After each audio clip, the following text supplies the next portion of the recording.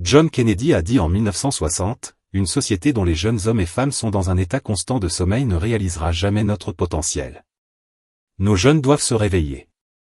Ce n'est que lorsqu'ils se réveilleront qu'ils pourront envoyer un message clair à ceux qui occupent des postes de pouvoir, vous ne pouvez pas continuer à nous mal gouverner. J'attends ce jour avec impatience. » Et si une seule usine pouvait changer le destin d'une nation entière? Dans la commune de Kamsila, à Basamayam, une femme milliardaire vient de dévoiler la plus grande usine de transformation de riz d'Afrique, capable de traiter 400 tonnes de riz par jour. Même le président Ibrahim Traoré, la voix la plus forte pour la souveraineté alimentaire, a été pris de court. Cela pourrait-il être la percée qui met fin à la dépendance du Burkina Faso aux importations de riz et déclenche une nouvelle ère d'autosuffisance? L'annonce n'est pas venue du palais présidentiel ni d'un podium gouvernemental à Ouagadougou, mais de la région de Kdogo, où une inauguration inattendue a captivé l'imagination de la nation.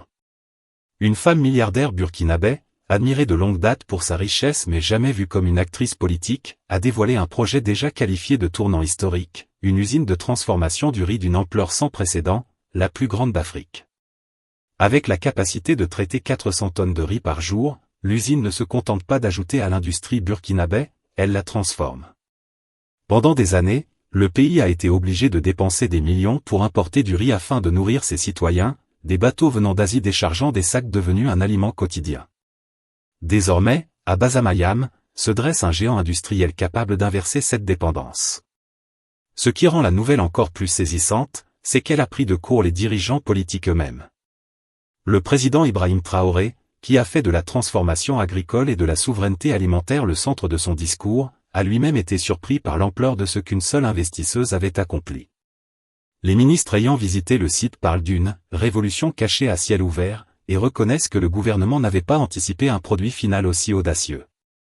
Pour les citoyens, la nouvelle s'est répandue rapidement via la radio, les réseaux sociaux et les marchés.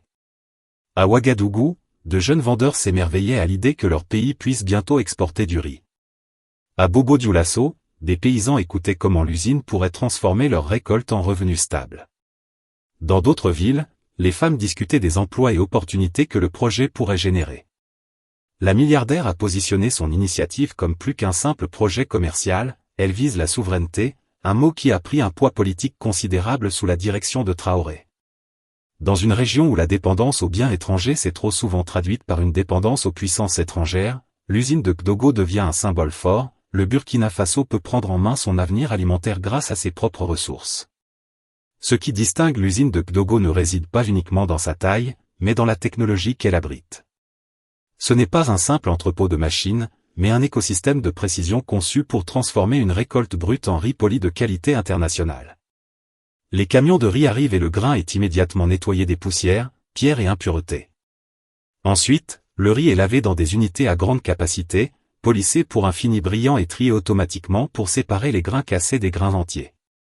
Les grains entiers sont conditionnés sous des emballages modernes imprimés selon les standards internationaux, portant l'identité burkinabé et garantissant qualité et fierté. L'usine est pensée pour l'efficacité énergétique et le stockage optimal, limitant les pertes et assurant un flux continu tout au long de l'année. Elle répond également à un problème majeur en Afrique, les pertes post-récolte. Grâce à des silos hermétiques et un contrôle de température, chaque récolte conserve sa valeur et nourrit les familles tout en générant des revenus pour les producteurs. La flexibilité du site permet d'adapter la production aux besoins nationaux en cas de crise ou de sécheresse, tout en visant l'exportation lors des surplus. Enfin, l'usine intègre un centre de formation pour les jeunes techniciens burkinabés, faisant de Kdogo à la fois une école et un moteur industriel. L'impact réel de Kdogo se mesure dans les vies qu'elle transforme. Les agriculteurs bénéficient désormais d'un marché garanti, ce qui stabilise leur travail et leur permet de planifier l'avenir. Les femmes, souvent limitées aux rôles les plus pénibles et sans accès au marché, deviennent partenaires de la chaîne d'approvisionnement et accèdent à des emplois dans l'usine. La jeunesse, confrontée à un chômage élevé et poussée à l'exil, trouve de nouvelles opportunités directes et indirectes. L'agriculture retrouve dignité et attrait comme carrière, et la population commence à voir le progrès possible sur place, dans son propre pays. Les retombées sociales se font sentir rapidement, augmentation de la fréquentation scolaire, dynamisation des marchés locaux, amélioration de la nutrition et du pouvoir d'achat. Ce projet industriel s'intègre désormais au tissu social du Burkina Faso, apportant dignité et opportunité à des communautés longtemps laissées pour compte.